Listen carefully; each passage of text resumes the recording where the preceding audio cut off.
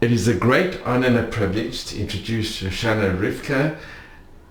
Your name was Shoshana back in Holland, Eisenmann, and your family name was Davidson. Klopt, that's right.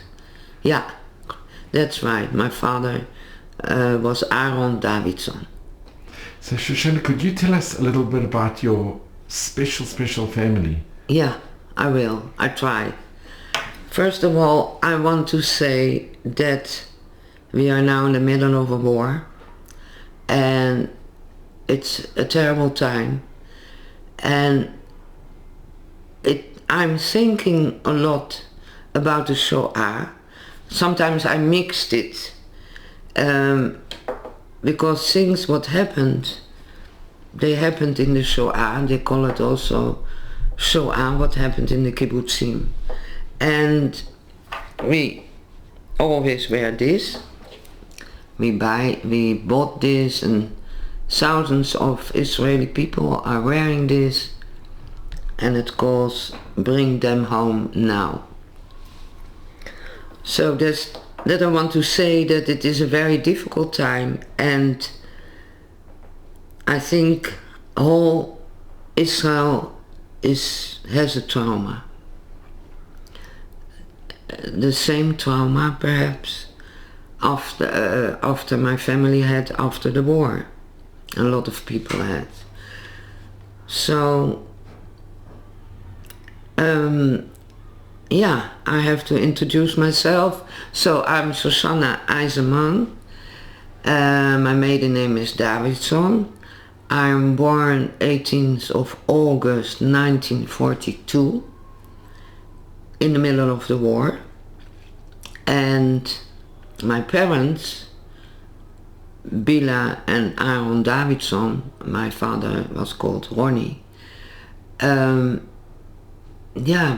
they were a bit naive, because they called me in the middle of the war Shoshana Rivka. So they had to go to the, how you say it in English, the government to tell I'm born. So Shoshana Rivka is born. Very dangerous. They sent a telegram to my grandparents. My grandmother. She lived in Zwolle. That they will know that I was born. So Shoshana Rivka is born. Everything okay. And I think afterwards, when I heard this from my mother, it's a bit naive, but very positive. You say positive in English? So, my parents are both born in Zwolle, a small town in Holland, and they met at kind of Bnei Akiva. My father was 4 years older than my mother. He lost his father very young. He has also a brother, Joseph, and his mother has to look after the two boys and educate them. My mother has a brother, and my father Herman Hersel, and my grandmother Rebecca Hersel. I'm called after my grandmother, one of my grandmothers. They had a shop, you say it, a big shop with furniture. So they had a good life, also good Jewish life there, a lot of Jewish people there.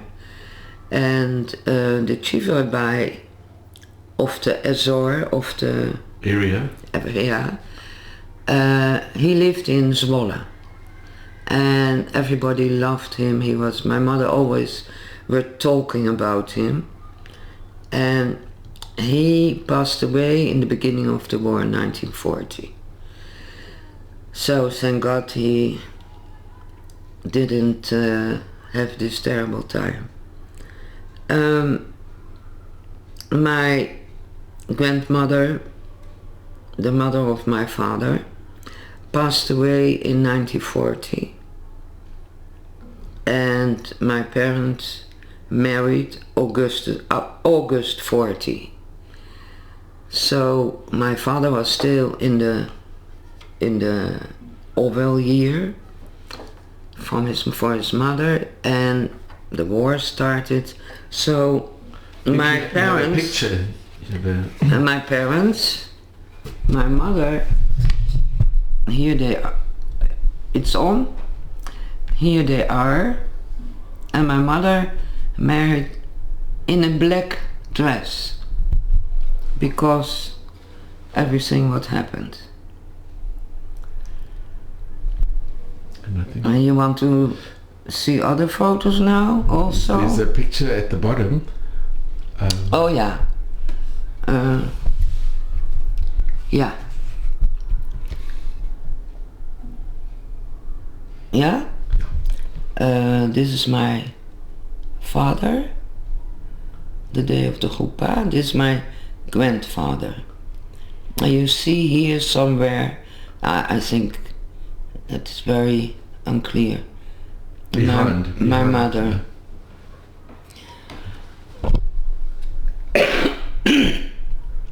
So my father worked in Rotterdam. It was nothing special because it was in the war. But he has Parnassa, and so they went to live in Rotterdam. It was a quite big kehillah, Rotterdam, and after a year, they asked him if he want to help in the Joodse Raad. You know what the Joodse Raad? Like the Judenrat. Yeah. So my father worked there.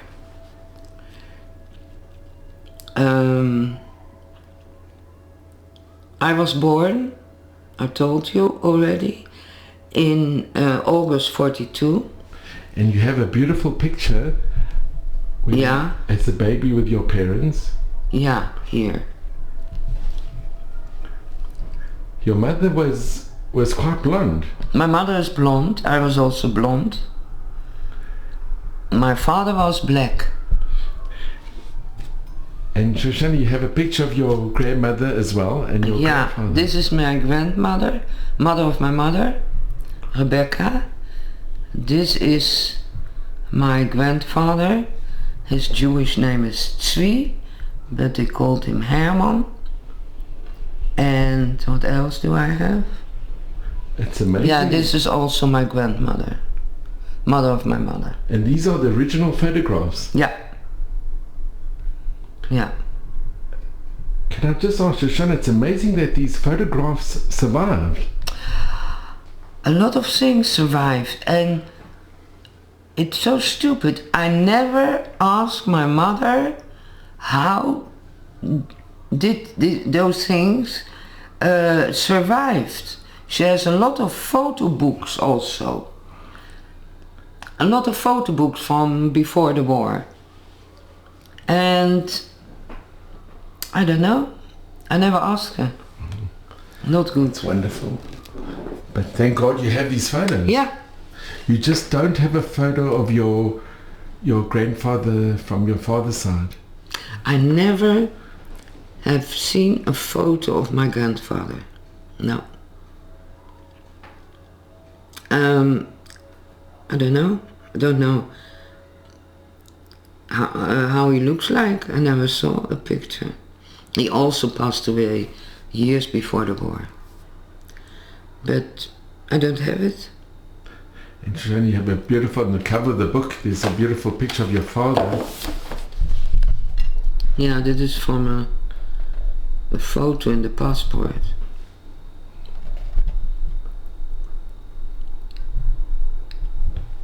Yeah? So your family, your parents went to Rotterdam? Yeah. They lived in Rotterdam, where I was born, and this picture was just before my mother and I were hidden, going to hide, and my father didn't have a place yet. And in Amsterdam, he was in Amsterdam, and there was a big razzia in 43, and they took him from the street. I think you had to leave Rotterdam to go to the ghetto in Amsterdam. Yeah, we have to leave, that's right. You know better than I. No. I was still a baby, 9 months old, when perhaps I was 6 months old. Yeah, my mother went there, they lived there I think 4 or 5 months, not long. And then it was too dangerous. My father had, he knows somebody that was my foster mother, Tante Jo. He did business with her. And he asked her, I have a daughter, etc., etc. I don't know how the conversation went, and she said yes, she can come. And next to her cousin lives with a lot of children, and there was my mother. And was this is in Rotterdam? In Rotterdam. Yeah. So you had to go from Amsterdam to Rotterdam. Yeah. And yeah. I think on the train, my mother was. My mother missed the yellow star, but everything went okay. And in 43, July or June 43, we went back to Rotterdam and came at the place of Tante Jo, Aunt Jo. And your father had done... No place yet. He had nowhere for him to go? No. He was busy with some place, but it was not... He wanted to do first for us, for my mother and myself. And for him, it was too late. And he was on the street, and there was a very big razzia, one of the biggest in Amsterdam. And he met there somebody, and the man was then 40, my father was 29, and they went together in the train to Westerbork, and they live in the same barrack together, and they promised each other. I also have this letter, I will look at it. Who will live after the war will write to my mother and his wife. Unfortunately, my father did not survive, but he did, and after the war he wrote a very long letter to my mother. Your father was taken to Sobibor? Yeah, it was in July 43, and he wrote a few postcards from the train. I can show you.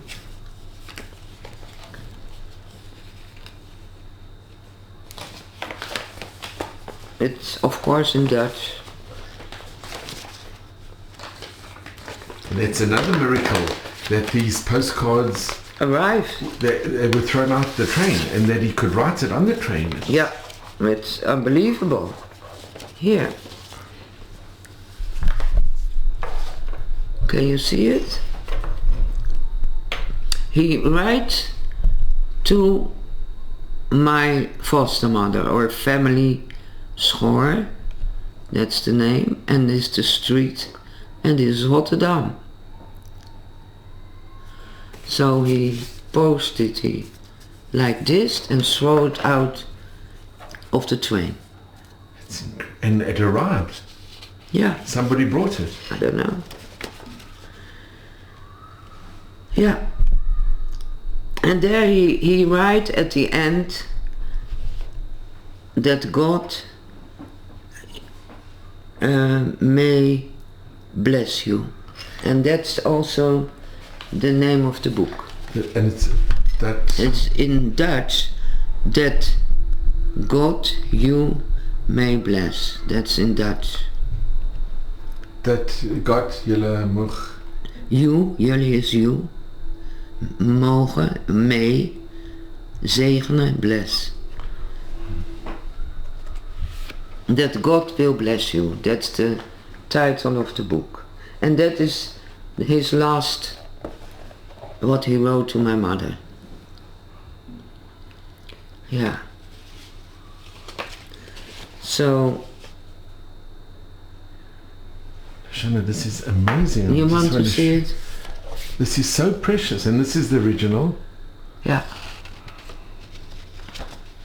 This is original. I have it because I know that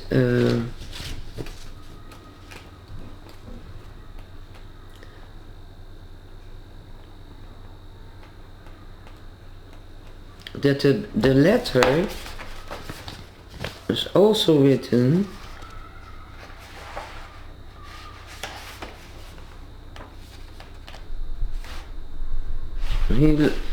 he wrote also a lot of letters from Westerbork, but that you saw.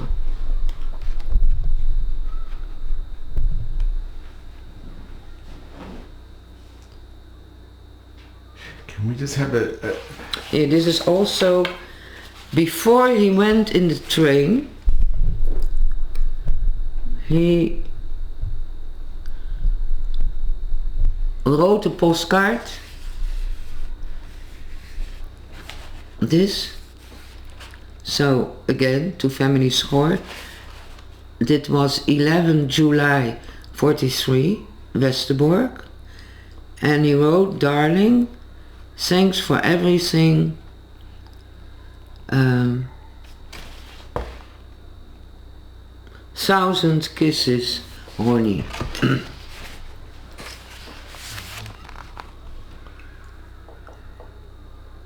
That's before he get in the train. A few days later, he was gone. After the train arrived, they took everybody and they went. This is also a picture for my mother and myself in the still in the war. But I didn't call my mother Mama or Mommy, but I call her Aunt Ellie. So I went walking with Aunt Ellie. And because my mother was very blonde, I was also same blonde. We could a bit outside. But I want, if I can find, do you have, is this picture also here? This picture is the both the grandmothers and my father and my mother. I think 39, because 40 my grandmother passed away. This was before the war. In 1938? Yeah, or 9, I don't know. Yeah.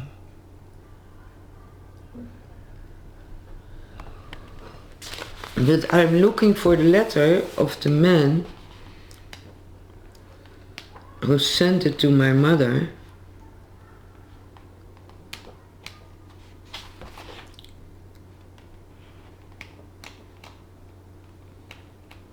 I can't find it.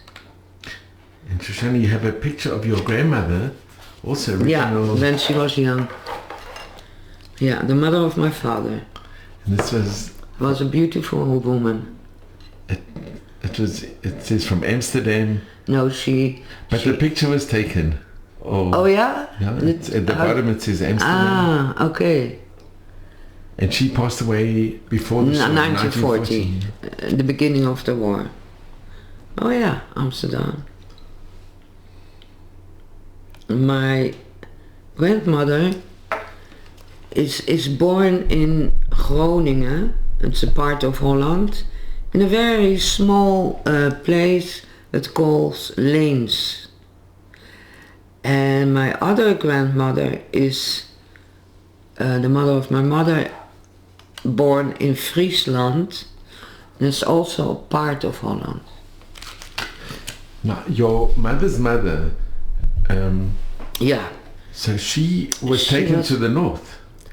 She was north of Holland. She was saved.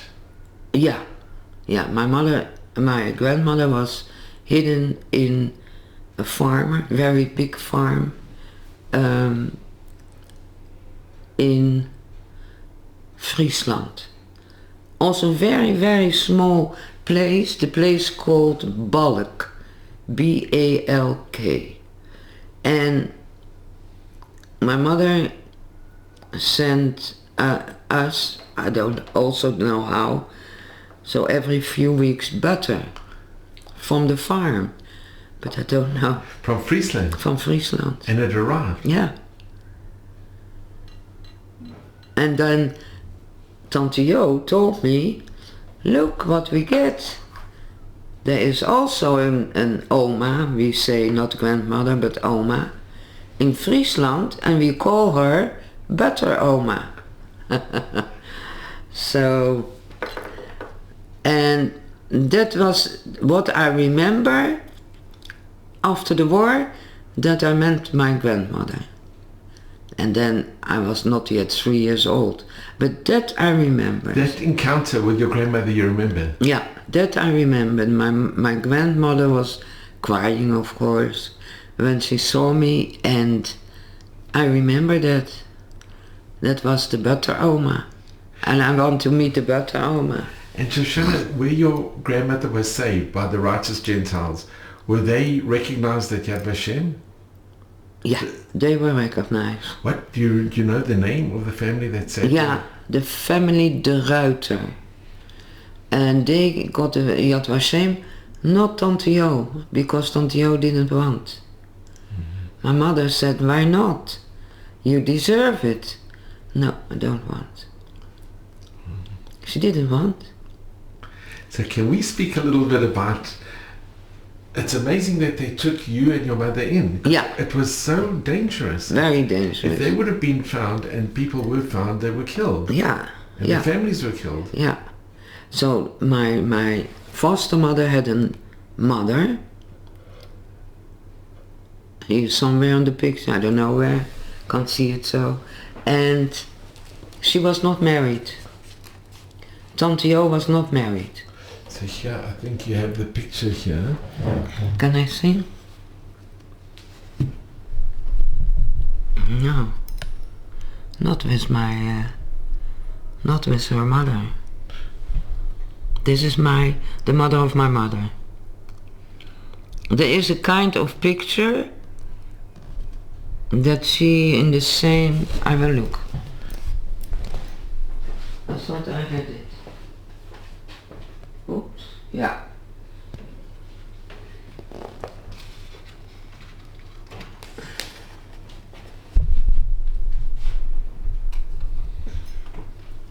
So this is a nice picture of Tante Jo when she was 80 years.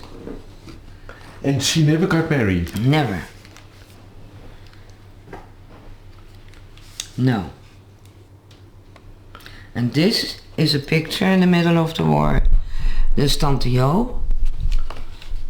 And this is her mother. And that's me and the dog. They had a dog. Amazing. And then the name of the dog, I think... Yeah, I don't remember.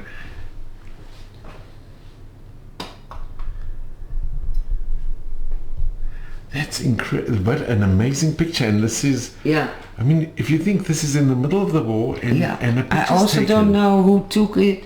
I don't know. I don't know.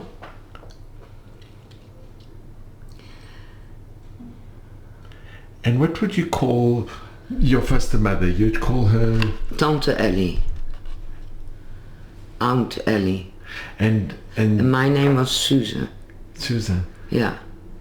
And the two houses, the houses of Tante Jo and her cousin is called Tante Marie. Very nice woman, very nice people. They had, I think, 6, 7 children. And from one house to the other house you could go. You didn't have to go outside. It was connected. Connected. So my mother could always come to me to say me good night or to do me, to wash me. I don't know what she did. Not long, but oh, there's Tante Ellie, and go to Tante Ellie. And then my mother song with me or whatever. But I didn't know it was my mother. I was also not thinking about it. I was a baby, or I was then 1 or 2 years old.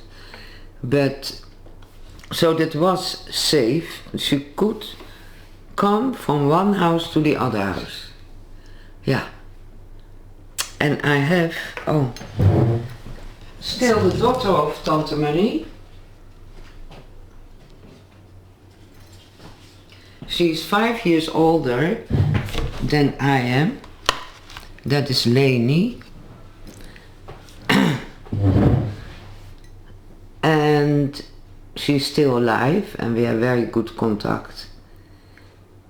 And she was looking after me. She was walking with me on the street in the tram. And then she told me afterwards, of course, I didn't know. But her mother said, if they ask you who is that, it's my little sister. You know, they had a lot of children. If they have 7 children or 8 children or 6 children, you know, another sister. So she walks with me in the war outside. Because, you know... It's very dangerous. Not only that, when they brought your mother and you to this family... Yeah. The neighbors could have said, what's going on here? Who are these strange people now? And yeah, they could have been informed. My Tante Jo lives in a corner. And next to her lived Tante Marie. So Tante Jo didn't have neighbors. I think upstairs or I don't know. And Tante Marie, I don't know. But it was still very dangerous what they did. Yeah. And here over here, it's a picture, a beautiful picture in the house as well. Yeah. And do you remember the dog? No, not at all. No. I don't remember the dog. So can I ask, Shoshana, what is your first recollections or memories? I tell you, after the war, my mother was alone. Her mother came back, but in this time my grandmother was 60 or somewhere. It was an old woman who had a lot of sorrow and sadness, and her husband was killed. Her son was killed. Her daughter-in-law was killed. Her son-in-law was killed. And my mother, husband, my father was killed. His brother was killed. My mother's brother was killed and sister-in-law. Dus she didn't have anybody. Only my mother and she, they were together.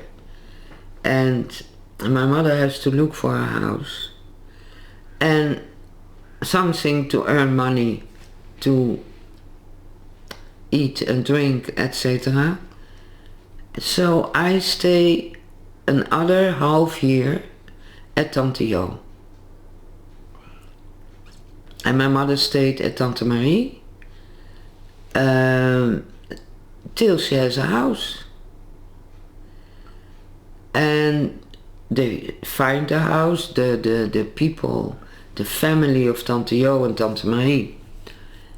They helped her a lot. It was not her family, but they were very, very good for her. And were they very good to you? Yeah, very good to me. Yeah, everybody. Everybody. And so my mother found a house, and then, I don't know, furniture. Yeah, there was this furniture. And she started a little shop in her house. So I could come. And I have to ask you, Shoshana, when did you first, were you aware that this is your mother and it's not? Yeah, then after the war, you know, it went step by step by step. After the war, I was nearly 3 years. And then my mother said, you know, who am I? I said, Tante Ellie. Yeah, but I'm also your mommy. Tante Ellie and mommy. So, okay, what can I say? And then I start to say, my mother told me, I don't remember, that I started with Mama Ellie. Something wrong? Oh, I started first with Mama Ellie, and then later on Mama. Yeah. Difficult. It's very difficult. And do you remember? Do you have any recollections? Because it must be so hard. I know the nicest things. I remember, especially from the last half year that I was, because then I was getting older and older. I went with my Tante Jo to the church. I know all the songs from the church, everything. And before we eat, I did this, you know what I mean? With the cross. Yeah. Everybody did, so I also had to do it. And I like to go to the church. I love it. Was it a Roman Catholic church? Catholic. She was very Catholic, very dati. Yeah. And so I went to my mother, and I missed Tante Jo. Missed her very much. And my mother said, when I came to live with her, listen, now we don't do this anymore, but we say Baruch Ato. The bracha. Yeah, she also didn't know what to do. You know, my mother was 24 when I was born, and after the war she was 27, 28, a child. And she has to look after me and her mother.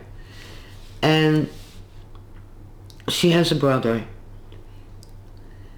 And my uncle and aunt had a baby. The baby was born 4 months after me.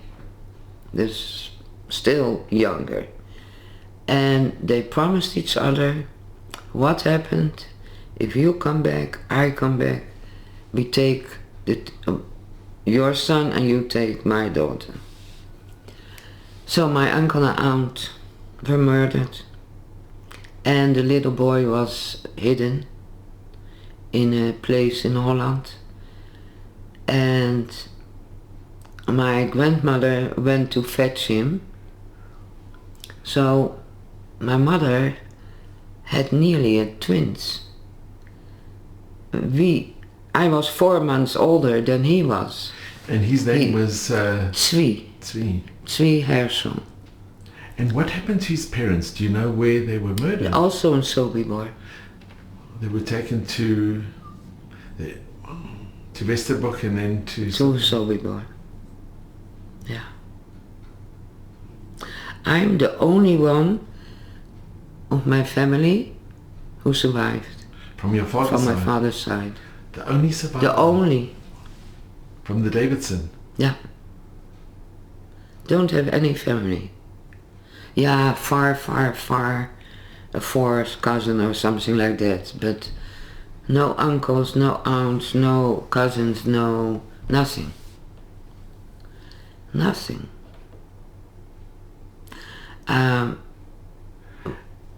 Once I went to Yad Vashem and I wanted to know when my uncle was murdered, the brother of my father. And they have a library, and I remember, I think it is 40 years ago or something, Holland is red. The red books were Holland. So I went to the D of Davidson and I found my father, and then I found my uncle, and my uncle was murdered already in 1942, September 1942 in Auschwitz. I don't know how, nobody. And then I saw all the Davidsons, a whole list. I couldn't. It must have I been ran away. so emotional. So. Yeah, it's too much, it was too much. Yeah. Really too much. Did your parents, did they come from a very traditional religious home? Traditional Dutch. The Dutch, yeah. And my grandparents were cashier, went on Shabbos to shul, but Yontif and everything they did, because my mother could do everything. But I don't know. I never have been there, I don't know exact. And also my father's house was also traditional, not dirty. But, yeah, traditional. and I have to ask you, Shoshana, when Zvi Herschel came, Yeah. do you have recollections when he arrived? No. Don't know. I was 3, I don't know. It's very young. It must have been so hard for him as well. For him it was terrible. He's still an war, how you say it, a war patient, a war, how you say. He was an orphan as well. Yeah, he's orphan, yeah. And he liked it very much, the people where he was staying in the war, where he was hiding. He liked very much. They loved him and he loved them. Did he keep a contact with the family? Yeah. And how was your grandmother? My grandmother... Was she very loving towards you? Yeah, of course. The grandchildren was very important for her, but she never came over the war. She never. Always crying and telling about the family and about her son and her husband, and it's hard. It was hard. And after the war, nobody got help. There were no psychologists? No, nothing. My mother had to do everything herself. Yeah. And how long did Zvi stay with you? I think till he was 17, 18. So that's a long time. He was part of your family. Yeah. And were you very close with him? I was, but I don't want to talk about it. Okay. No, it's very painful. I was very close, yeah. So, my mother had a very hard time to keep us alive and to look after us and to earn money. And then she met also somebody from Zwolle, from her. She knew him. He was not married before the war. And she married again in 49. After 4 years after the war, she married. It's not easy for you either. It was not easy, but it was very good for her. And they had a baby boy. And then they had a baby boy, 1950. That was the biggest simcha in my youth. The baby. And what's his name? Jacob. And you have a very close connection. Yeah. He's my little brother. He's 73, but he's still my little brother. And he is a doctor. He volunteered at the moment in the Tzava. And I'm very proud of him. Yeah. And can I ask, when your mother got married, how was it's not like a stepfather? Difficult. But did he treat you well? Did he? He tried very hard. But he did everything for us, and we had a good life. But from my side, it was not love. It was, I accept him, but you knew it's a feeling you can't. But he was very good for my mother, for us, and of course for Jacques, his son. He was very proud. And it was very good for everybody. And did he show favoritism towards? No. And not towards Svi as well? Svi was that was difficult. But of course, I think for Svi it was more difficult that Philips, that's the name of him, came. Because he was the man in the house. And for him it was more difficult than for me. And Shoshana, your mother did something very, very special. She allowed you to go back to Tante Jo, of course. And you kept that connection. Yeah, but I think you'd go every Wednesday. You would. Every Wednesday afternoon, and then I was free from school. And in the vacations, I stayed there. And it was my luckiest day, the days.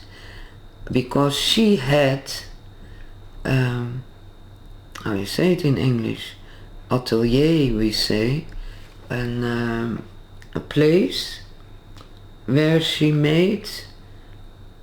saw manchettes for blouses and collars she made, and she had 3-4 girls who works for her.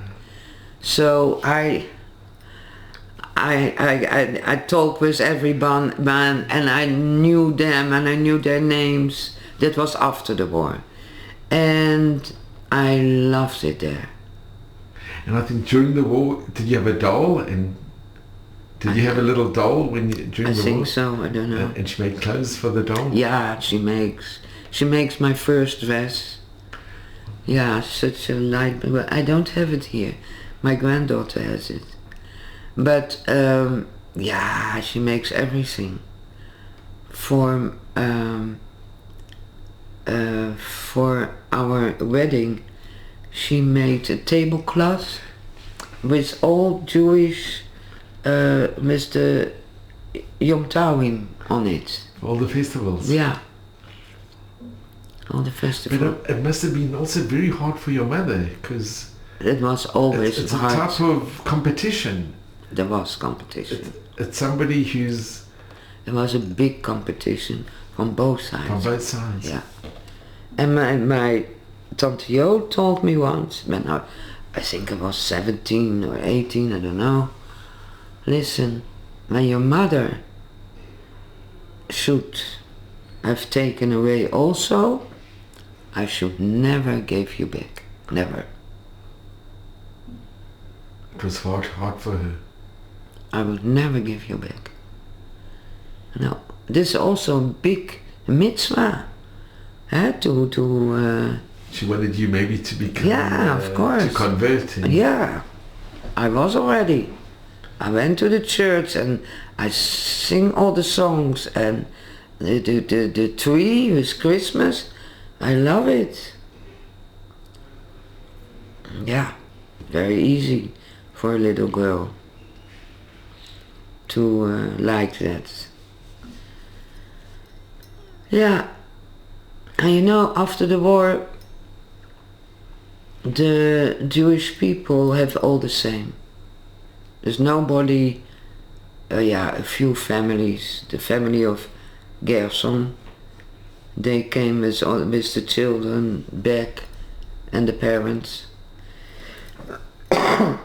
But it was collective. Everybody has something, missed something. Can I ask, when did your mother know that your father... Yeah, that I want to show you. She knows, but not official.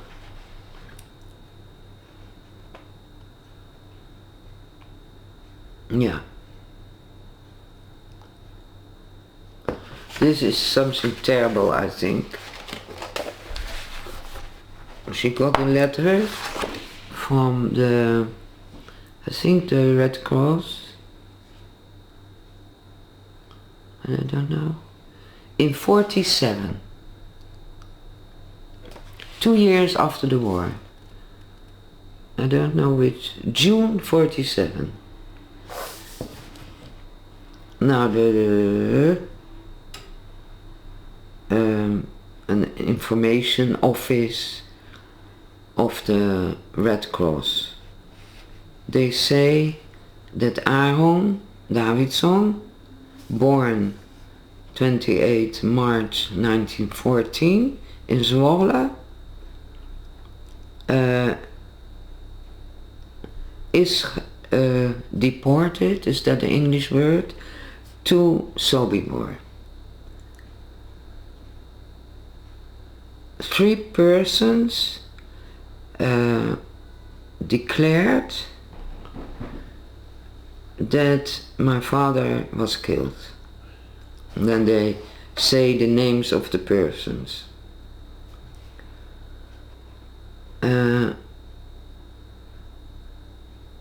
It's very difficult to...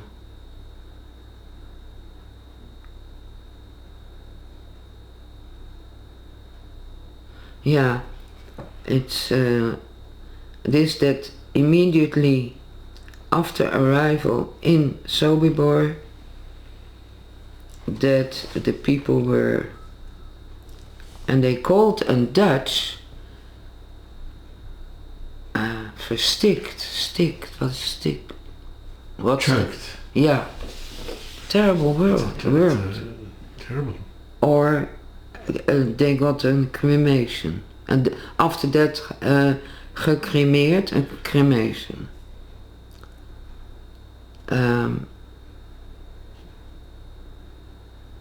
So we will tell you that your husband was killed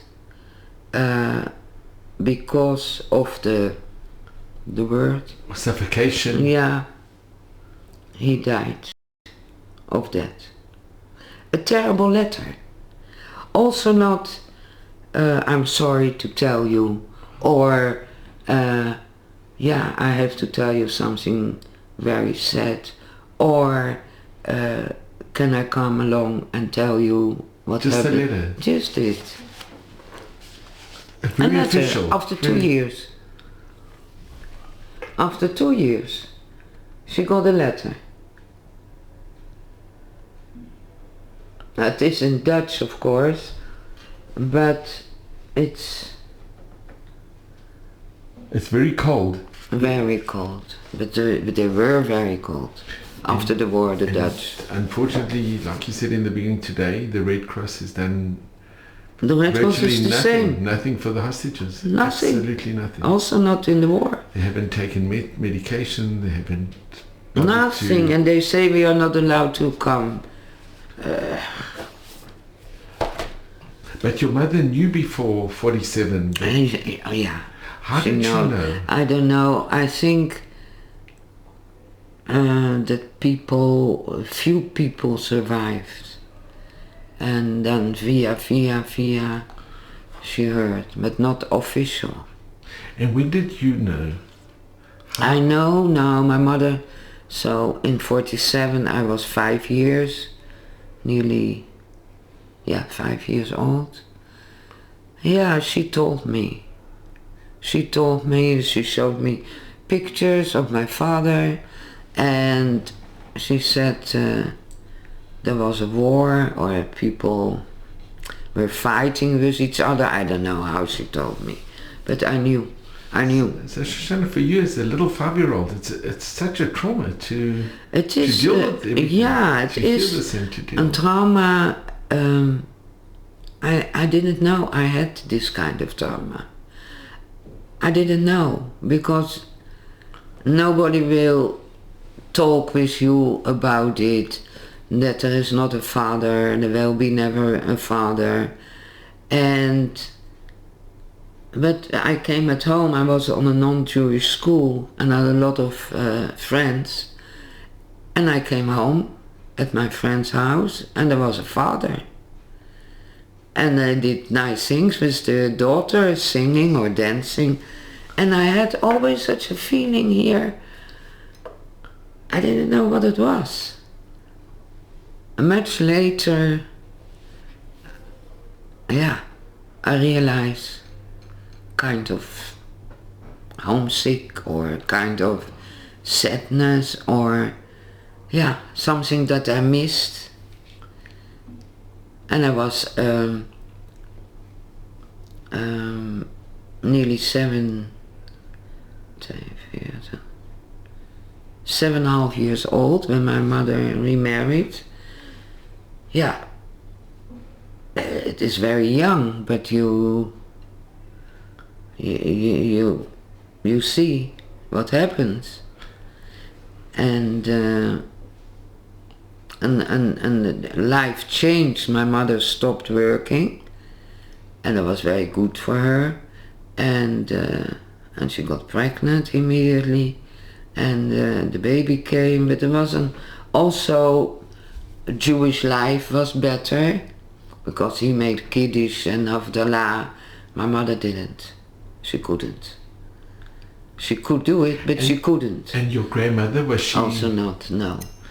There was Shabbat, and we were invited sometimes with friends, the parents of Yehuda. We went a lot of times, family van Dijk,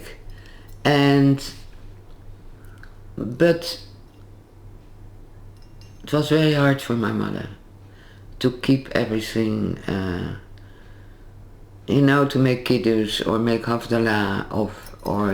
Did she remain traditional? Yeah, absolutely. And her faith, she kept her faith? Yeah. Which is it's an enormous thing. She did. My grandmother also, yeah. So when her husband came in our house, that changed. He made Kiddush, he made Havdalah, he went to shul. It was different. And that was good, of course. What can I tell you more about my youth? When you went to school, how was it like going to school, mixing with other children? Was it difficult in the beginning? No. Did you ever experience, because you were at a non-Jewish school? Yeah, no, never. No, you didn't experience anti-Jewish feeling or anti-Semitism? Yeah, once there was a girl in the street, and we always, in that time, children play outside on the street. And my mother told me always, my mother was a bit aggressive sometimes, she was young and So she said to me once, listen, if somebody said to you about bad Jew or whatever, about Jews, and she wear glasses, first you have to ask, can you take off your glasses? And then you hit her. Oh, you have to stand up. And there was a girl on the street, I know exactly her name, And she said something, and I don't remember, a dirty Jew or whatever, I don't know. And I came to her and I said, can you take off your glasses? And she was wearing glasses. Why? I asked you if you can take off your glasses. And she did it. And then... And the mother came in the evening, and my mother was already standing like this in the door. Yeah, my mother was cross, my mother was angry after the war. She was such a young woman, such a responsibility, 2 children and a mother. And yeah, she was angry. Not against us, but against the world. And when you went to school, did you have to go to school on Shabbat? No, we never went to school on Shabbat. Was there school on Shabbat? Yeah, there was still school on Shabbat, also in the high school. But that's one of the things of my mother, children don't go on Shabbat to school. And were there any other Jewish children in the school? No. You were the only Jewish child? And my cousin, Tzvi. Tzvi. Yeah. And this was in Rotterdam? Yeah. No, they accepted. They accepted it. And when I went to, how you say it, and it was a girls' school, Tichon. And I also didn't go on Shabbat. And then I had friends who gave me the homework, and when they make what they heard in the lessons, they write it down for me. And they brought it after Nacht, or I fetched it after Nacht. But yeah. And did any of the children ask you about your experiences in the war? No, we never spoke about the war. I went when I was, I think, 8 or 9 years old. I went to what we call it here Ezra. There was Bnei Akiva and Ezra. Bnei Akiva took the children when they were 12 years.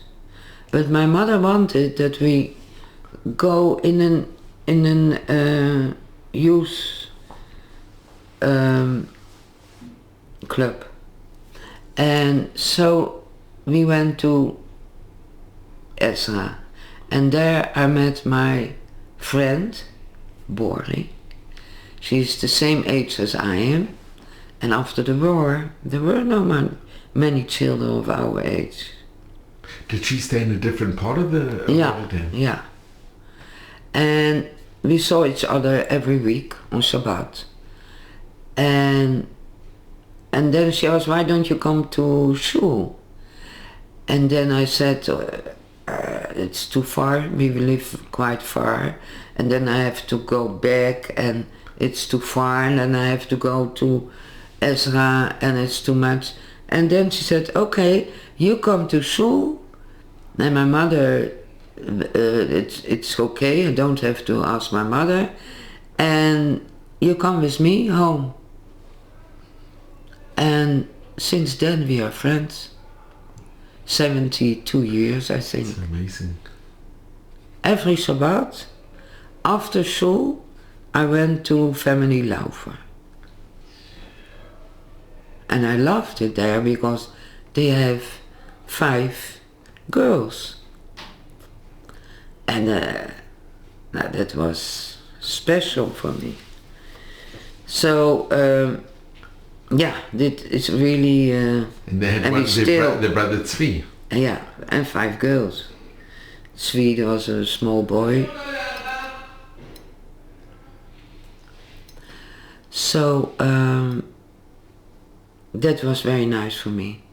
And also for her, because we didn't have friends our age. There was nobody. There was one girl, but she was older. 1 year older. There were no girls born in the war. Did you? Yeah, Chaya Moskowitz. She's born in the same week as I am, but she lived in Amsterdam. And did you ever discuss with Bori about... Nothing. You never knew about her experience? Nothing. I didn't know where she was in the war. She didn't know where I was in the war. You never asked each other? Nothing. When we were married, we had children, and I remember the day we were at the beach with our children, with some other friends. And then somebody asked, Sasha, where were you in the war? And I start talking, and then I said to Bor, where were you in the war? All the years you didn't... All the years I and you didn't were close know. friends. You were really close. Yeah, very. Very. And the parents of Bor also didn't talk about the war. Not at that time. So for the first time, and I had other friends of course, I didn't know. We didn't know. Did you speak to your mother about... Yeah, I know what we... But did you, would the conversation come up a lot? No. Perhaps I did. And with Svi, did he speak to you a bit about the war? No. We didn't talk.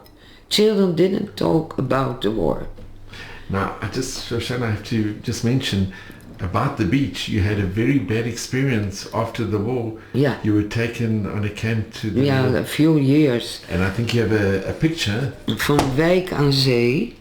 That's Zee is Maai. Yam, I mean.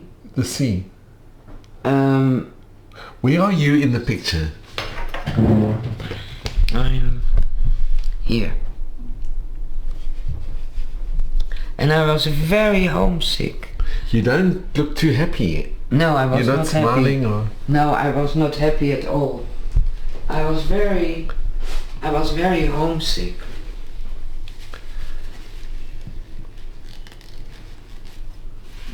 But they felt that you'd recover, that it would be healthy to go.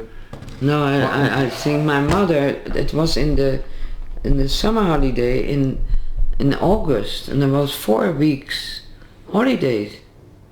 There was no school. And what my mother, she didn't know what to do with us. So we went there. Is Svi in the picture as well? I'm looking, yeah. Yeah.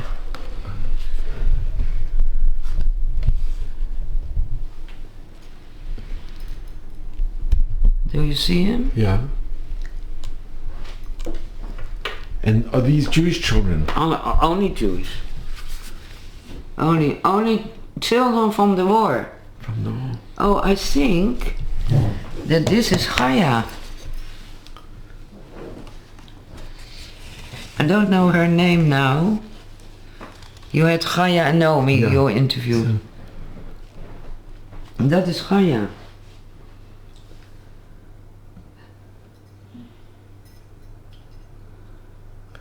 Wow.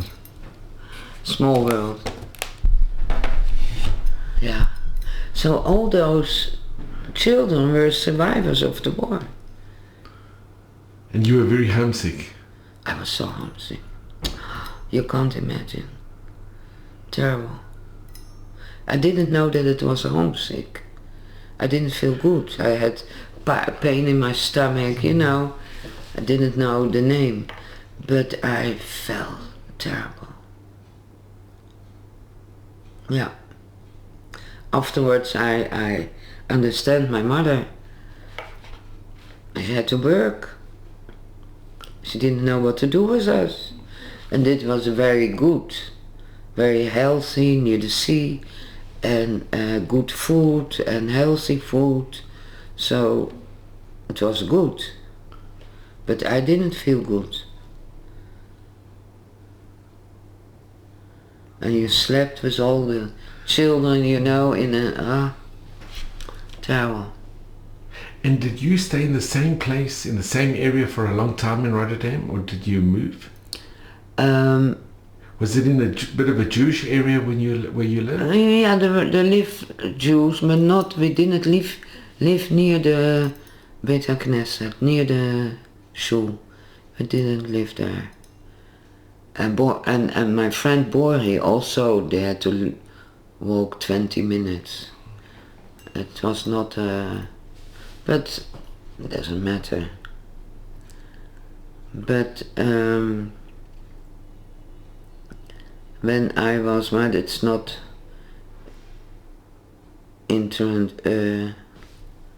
no. I want to say when I was 16, we moved to a small town in Holland because my mother's husband worked there, got a very good job there in Enschede, a place called. Did they have any more children? No, only Sjaak. Yeah. No, my mother didn't want. Too much for her. So we were with 3. And but I lived there only a few years because I married very young, when I was 20. And I want to ask you, when the state of Israel was declared. That I remember. Do you remember? Oh. My mother was near the radio, also my grandmother. And my mother was very Zionistic, very. And then, yeah, they were shouting and crying and happy and there were buses from Rotterdam to Amsterdam and there was a big party and she went there, yeah. She was very, very happy. That I remember. Then I was 6 in 48 or 47. When they had the United Nations, it was in 47. November, where they had the vote. With the votes, yeah. And you remember that? Yeah, I remember. Unbelievable. Yeah. And that brought also a bit of simcha in their lives. The state of Israel. It's a miracle. Yeah, a miracle. Medinat Israel. And yeah, that was... And so my second father, he had 2 sisters and a mother, and they went on Aliyah. And after a few years after I married Gerson, we went to Israel a month. I was for the first time, he was for the second time in 62, and we went to visit them. And we were very good afterwards with them. Yeah, like family. And Shoshana, can I ask, when you grew up, could you speak about your father or... I didn't want. You didn't want? No. Yeah, I don't know. It's strange.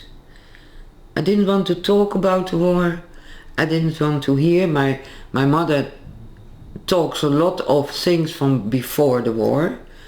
When we were eating, and then she tells things from her youth and from nice things, I don't know. But she talks the whole day about the time before the war. She couldn't accept it. She couldn't,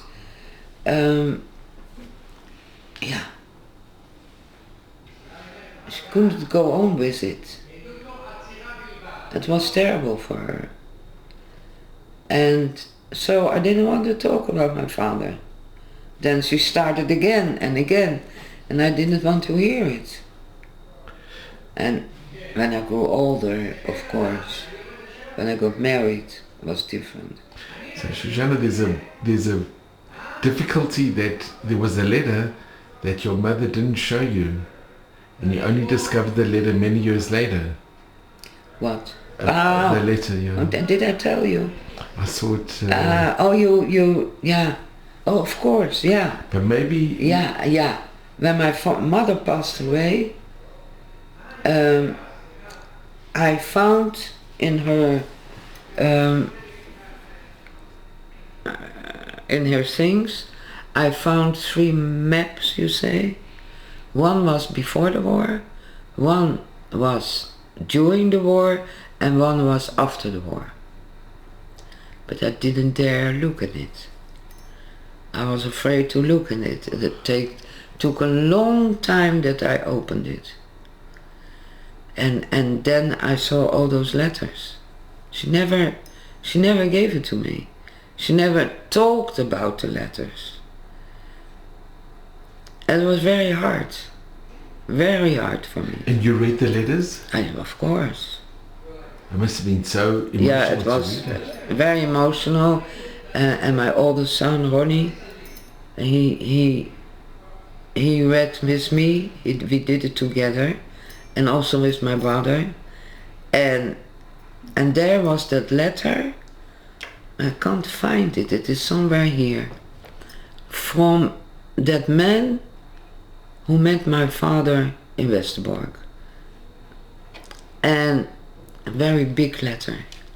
A nice letter. I think perhaps I'm too... And it was really... Ronnie looked for him if he was still alive. But he passed away. And that's such a pity that my mother never told me about that man. Well, that man was till the last minute that he got in the train, he was with him. I never met him. Because he knew your father, he was the last one. And you would have loved to have met him. Yeah. And he was older than my father, so... And if my mother should have told me that man, etc., then I would go to him. Would have gone to him. But she didn't. Never told me. But it's amazing that you have these letters. I'm just going to show. Yeah. It was a letter shock. From really your father to Bella, to your mum. Yeah. This is from Westerbork. And also what's incredible is that if these letters would have been intercepted, it would have put you in danger as well. Yeah, but it was also sent to my foster mother, Tante Jo. So why not?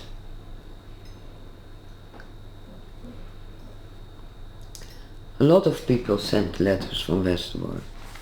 I heard from a lot of people. And when we went on Aliyah, 13 years ago, we found this house. And then we went to Israel a few months, then we went back to Holland a few months. And at a certain moment we say, okay, we go on Aliyah. Yeah, we were quite old, but okay. And then I said to my son, Ronnie, I said, what shall I do with those letters? And then he said, okay, you know what we do? We make a small book about your father. That's wonderful. And he wrote also the word before the this is your son? No, this is the man, professor, who wrote the book.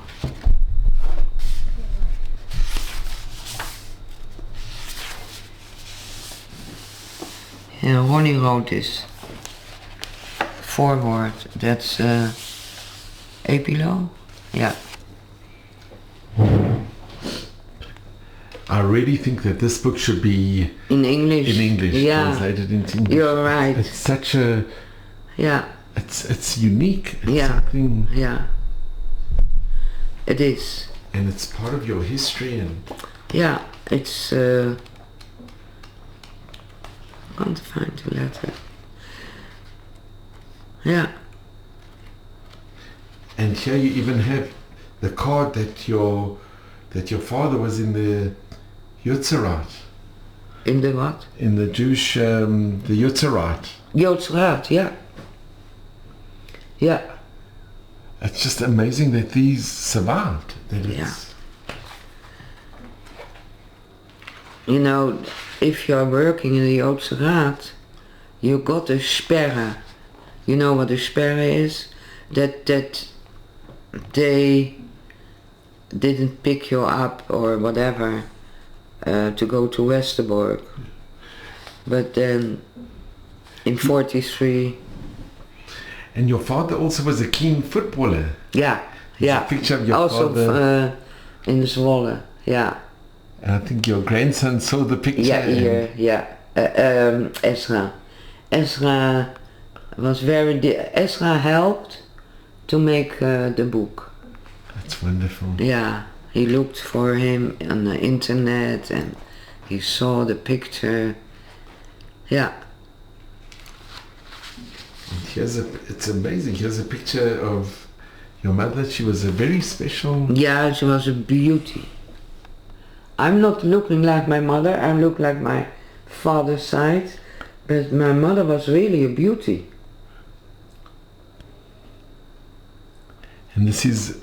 A very small and very the picture they were elegant. At the seafront. Yeah, and this is... So this is my mother. This is her brother, Uncle Nico. This is her brother. And this is my father. Wow, so they really... They were friends. They were not married then. So Uncle Nico is the one who's waving? Yeah, the father of three. Oh, but also the mother of three is on the picture. I think.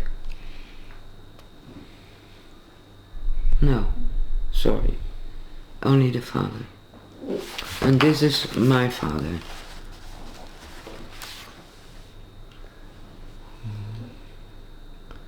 That is so special. Your mother was very, very, very elegant. Very... Now you do, there is a resemblance for sure. No, but no, she was a... totally different. But a beautiful woman. Very elegant. And these pictures... Yeah, this is my mother with her brother Nico. This is your mother with her brother. Bella with Nico.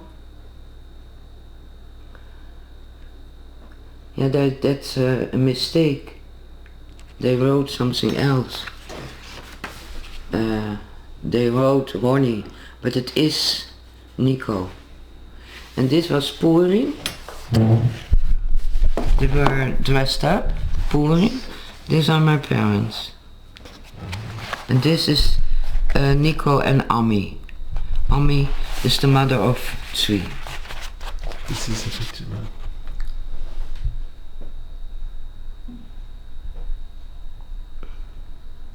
And this is in 1934. Yeah, that's Yeah. place in 1934. Yeah, they were very good friends together. You could see it was a very close family, a very... Yeah, they were very close together. And here's a picture of the whole family on the wedding. Which wedding? Oh yeah, Your for my parents' mother, wedding. for my parents. But I also don't know, you know, my grandfather had 16 brothers and sisters. 16. They are not all there. And everybody's gone. From Gone. a family, 16. Yeah.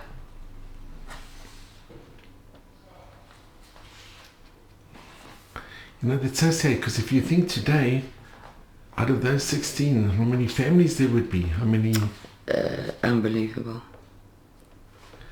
And this picture, it's amazing. Here's the two of you on the... This is when you were in Harding as a little baby. Ah. It's magnificent, and look, you've kept the connection all these years. Yeah. I just spoke with her a few weeks ago because to say Happy New Year, and we still have connection together. And you were connected right till she passed away.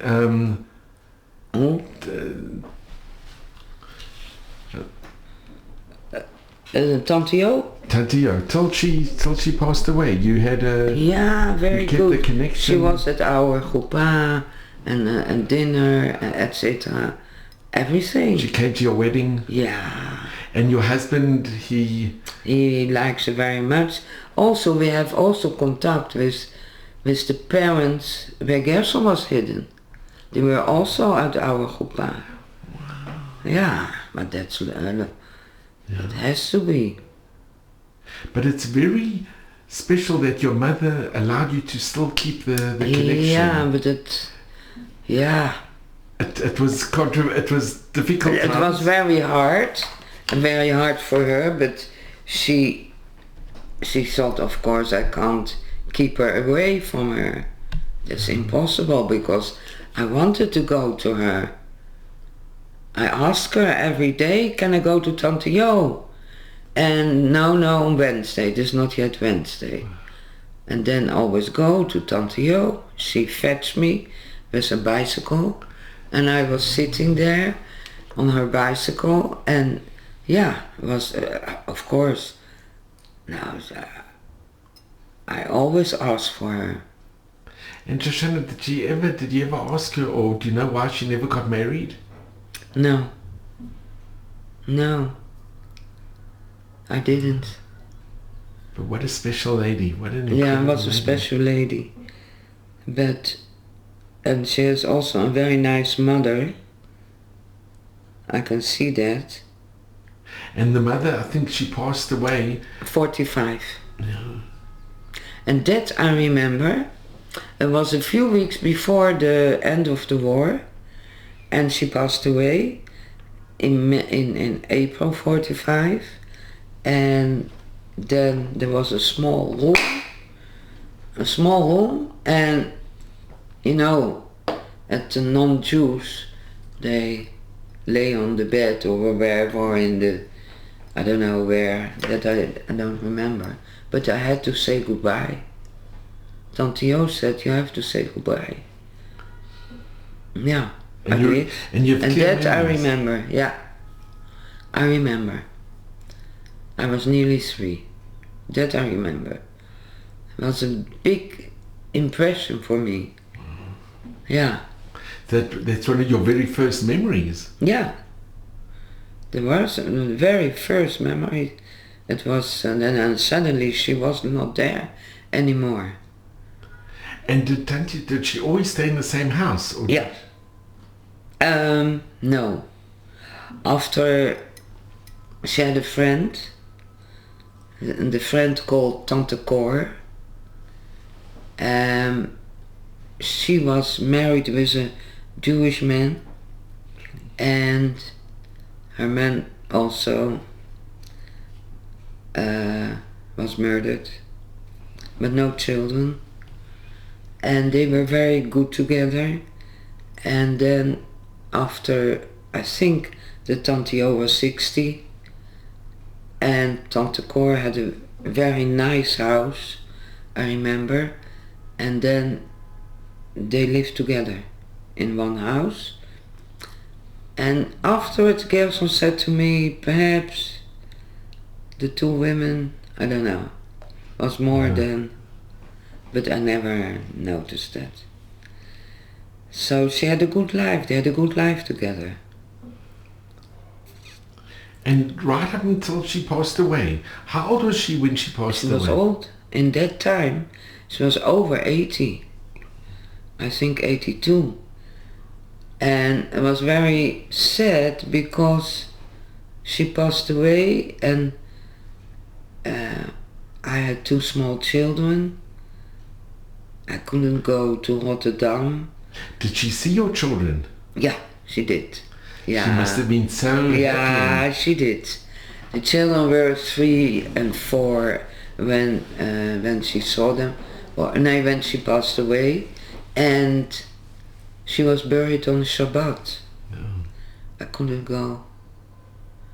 Yeah, it was terrible. But you have amazing memories, and yeah, I have good memories, and she was always good for me, and she nice presents and yeah, very, very nice. And her family was very big. Big family. So a non-Jewish family. Tante Marie had already 6 or 7 children, and they got married and children, and after when the celebration Liberty Day in the 5th of May, after 50 years, I make a big garden party for my mother with children and grandchildren and great-grandchildren, and Tante Marie, and Tante Jo didn't live anymore, Tante Marie with her children, grandchildren and great-grandchildren. There was a lot of people, and it was very nice, yeah. It's a big celebration. That's wonderful. And yeah, you've kept the connection with the family even to this very day. Yeah. Have any come to visit you in Israel? No. She has been in Israel with her husband, but then we didn't live here yet. Before you came. But she was in Israel. Yeah. But no, because she's 5 years older. When we came here, she was 75. And has she given you support now, what we're going through with the war? And yeah, she thinks it's terrible. So she's been very supportive. Yeah, she is, because... What is her name? Leni Visser. Leni Visser. So you have a connection for so many decades. Yeah. And my mother was also very good with her. She has a very good connection with my mother, Leni. Yeah. And the husband of Tante Marie, he works in a cafe where they drink a lot. But he drank also a lot. So he came home a lot of times drunk. And everybody was always afraid that he would talk about my mother and me in the cafe or wherever when he was drunk. But it didn't happen. But it was, could be that he could say we have somebody in the house, yeah. But it never happened. Never happened. No. It never happened. And when you would go back and visit, did all the memories come back, or where visit? When you'd go back to no. Because you were so small. I was small, but she tells me a lot, because she is 5 years older, and she knows more, of course, than I know. She's the same age as Gerson. Shoshana, I want to thank you so much. Oh, okay. No. Oh, Shoshana, you missed it. You want to sit next to me? Of course, what an honor. So, I always sit on the cushion. Shoshana, I want to really thank you from the bottom of my heart, because this has been extraordinary. It really has. I think you are remarkable. Why? You did the interview 9 years ago and you haven't changed. You are, I think it's just amazing. You are really, it's the story, not only the story, your life, what you went through, and you're so positive, and it's just, you had the most amazing parents. It is. And what you went through is just, and the people that saved you, it's something, it's extraordinary. Yeah, I always ask myself, what should I have done? So that's the question. What should I have done when somebody asked me to take a Catholic girl in my house, a baby, and that it was so dangerous. What would one do? Because What should I have done? the whole family, if they were informed on, Yeah. and there were many times that people were informed on, then the whole For family, 5 guilders. the whole family were killed. Yeah. So it's a question that And there were, I think, only non-Jewish people who were religious. there were also communists that did as well, Also, and there were Protestants as well. But the religious people did it because some people in the church, they talk about it. We have to do it, and we have to save. But it's extraordinary the Jewish because people. they put their lives at stake and their families' lives at stake. Yeah. And I think Holland has a disproportionate amount of people that really put their lives on the line to save Jews. Yeah, I don't know if that is true. Holland. Well, with saving, unfortunately, there were many, like your own father, that were deported. Not get a place. No. The percentage of the Dutch Jews that were killed during the Shoah is very high. Very, very high. I know. So in Holland it's very hard because you have those that saved and you had many that unfortunately informed, and the police and were accomplices, and the railways, they used the Dutch railways. Yeah. So it's a very difficult situation. But yeah. I must mention that all the Dutch survivors that I've met have been extraordinary, really, because there's a warmth and it's something very special about the Dutch, something that's unique, really. I don't know. Yeah, thanks. No, but I don't know. But yeah, I get always a bit excited to talk about it. And Shoshana, could I ask you, and for your children and grandchildren and for the future generations, you've seen so much and you've been through so much. What message do you give, do you impart to, now that we're living where they say never again is happening again? Yeah, never again we won't say anymore, I think. It's happening again, and... Yeah. But what message do you impart? And the message for me is my, how you say it, my Yiddishkeit, my part of the... Your faith? My faith, yeah. Sometimes I'm looking for words. My faith, my Yirat Shamayim, my Emunah, and I got this from my mother and my grandmother. Your belief in God? Believe in God, and whatever they missed after the war, whatever, yeah, they never lost the faith in God. And they gave this to me also. So I had also a lot of things, when we were married, there were not good things, and we had a very good marriage, but a lot of things happened. And with the faith of God, the Emunah, the Yirat Shamayim, it's easier, not so difficult. And even now, the spirit in the country is so high, and so even the not religious people are religious.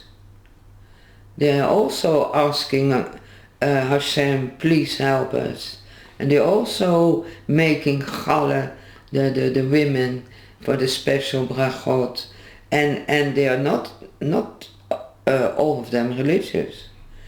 So, and I'm very, very happy to live here, to live in Israel, to live in Jerusalem. That was our dream always, and we were always on Bnei Akiva, and we stayed Zionists, but we couldn't come earlier. And And I live here alone, but I'm so happy to be here. The last years of our life, and yeah, I'm very lucky. And positive. You must be positive. Otherwise, no chance. You must positive. It's such a lovely message. And I hope Shoshana, so. you know, just above you, you have something so also unique. You have a menorah Yeah, that belonged to your family yeah, very, very old. that has survived. Yeah, that's right. It's a very old one. I don't know how old, but I want to have somebody to look at it. But I will. But your family and from Shemaim are looking down and thank God, you know, Yeah. you've achieved so much. And Yeah.